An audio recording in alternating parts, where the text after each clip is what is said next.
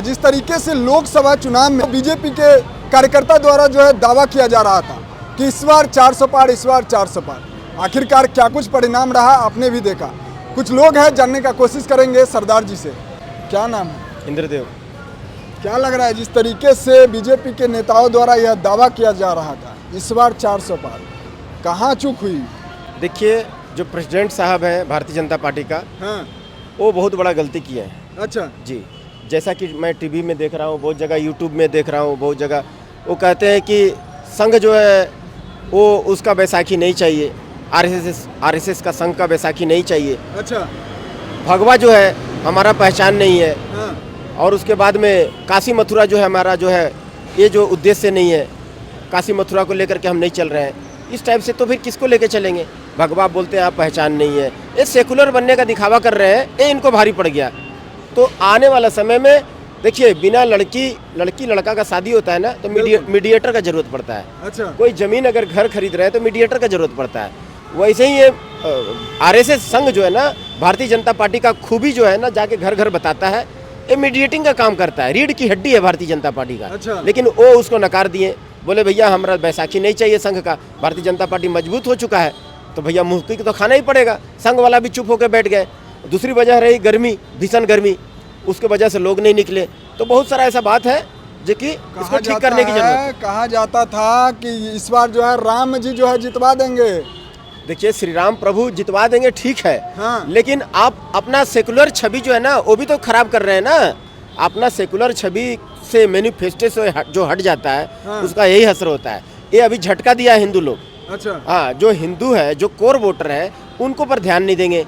ST SC जो सबसे backward है, हाँ। उनको तो आप ध्यान दिए। अच्छा, और सबसे जो पैसा वाला है, उनको तो जरूरत ही नहीं रहता है। एक पैर यहाँ रहता है भारत में, एक पैर रहता है विदेश में। हाँ, और जो मीडियम क्लास का लोग है, जो आपको वोट देता है, वो उस पर तो आप ध्यान ही नहीं देते हैं, और कार्यकर्ता पर ध्यान ही नहीं देते हैं। तो कैसे जीतेंगे मेरे भाई?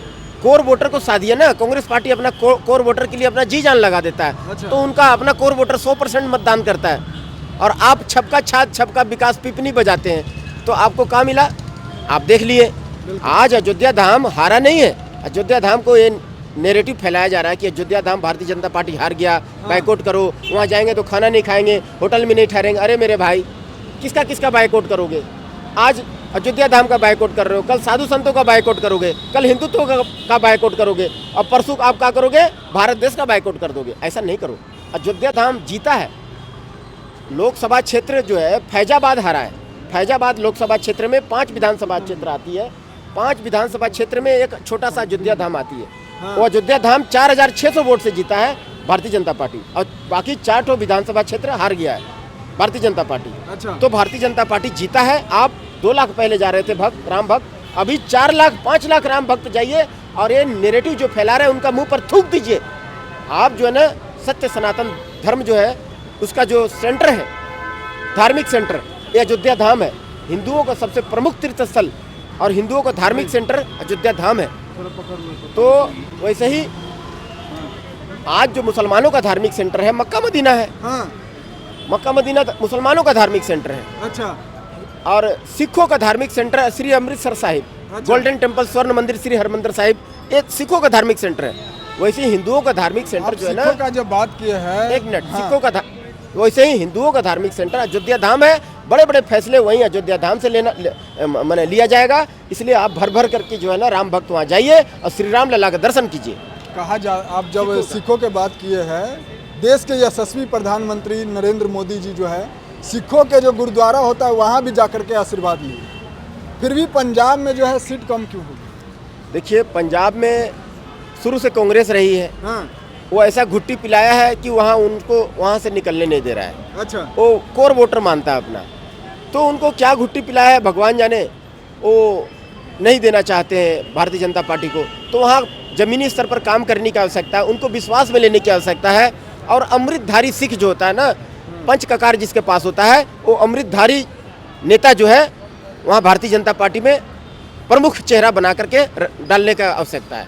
क्या एक सवाल रहेगा, जिस तरीके से अभी परिणाम देखा गया लोकसभा चुनाव में, अब जो है विधानसभा के चुनाव आने वाला है, क्या लग रहा है इस सब के बारे में? मैं बोल रहा हूँ कि अभी भी भारतीय जनता पार्टी को अगर मुँह की नहीं खाएंगे अच्छे परिणाम चाहिए तो कार्यकर्ता पर ध्यान देना होगा। आज कार्यकर्ता देखिए मार खाता है, बहुत बुरा मार खाता है। वहाँ बंगाल में ममता बनर्जी की सरकार में भारतीय जनता पार्टी को कार्यकर्ता मार खाते, उनको देखने नहीं जाते हैं इन लोग। भारतीय जनता पार्टी वाले उनको माने सुरक्षा हो या किसी प्रकार का मदद सहयोग नहीं मिल पाती है। अच्छा। अरे कार्यकर्ता तो छोड़ दे भाई, सीबीआई का जो कर्मचारी है और ईडी का जो कर्मचारी है उनको मार के सिर फाड़ दिया जाता है।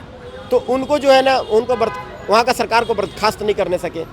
आज जो कार्यकर्ता जो है ना, कार्यकर्ता पर कंधे पे लात रख करके भारतीय जनता पार्टी का बड़ा नेता चुनाव जीतता है। चुनाव जीतने के बाद में हेलीकॉप्टर में घूमता है, 5 स्टार में खाना खाता है, फॉर्च्यूनर कार में घूमता है, लेकिन कार्यकर्ता पर ध्यान नहीं दिया जाता। उसका दुख में खड़ा होना तो बहुत दूर की बात, साथ में सेल्फी लेने से भी कतराते हैं। क्या पता चोर चुहाड़ होगा, मेरा इमेज खराब हो जाएगा, इतना घमंड है कुछ छुट भैया नेताओं को, जो दूसरे पार्टी से भाग के आए हैं, कांग्रेस पार्टी से भाग के आए, पैरासूट से उतरे हैं, इतने घमंड है।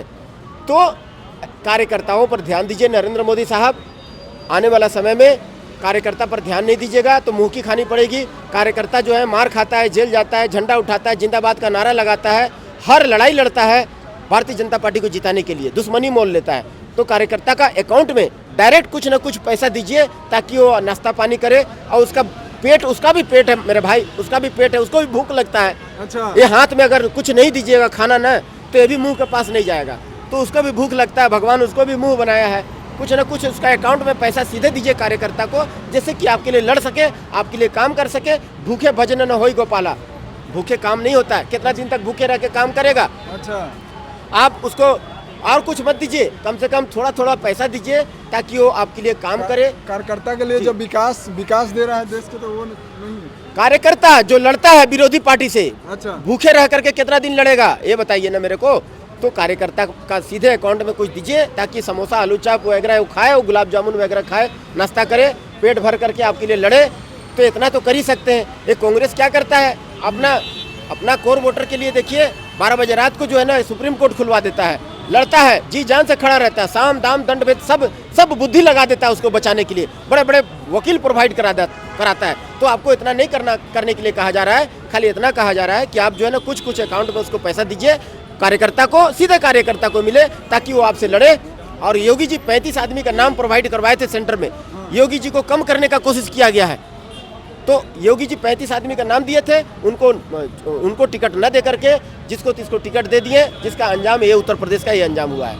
और उत्तर प्रदेश में मोदी जी तो हाथ जोड़ के काम चलाते हैं, मोदी जी हाथ जोड़ के काम चलाते हैं। अच्छा। लेकिन योगी जी के पास में सुदर्शन चक्र है, वो सुदर्शन चक्र छोड़ देते हैं। तो योगी जी को अगर कोई कम करने का कोशिश करेगा तो हम बर्दाश्त कतई नहीं करेंगे जी।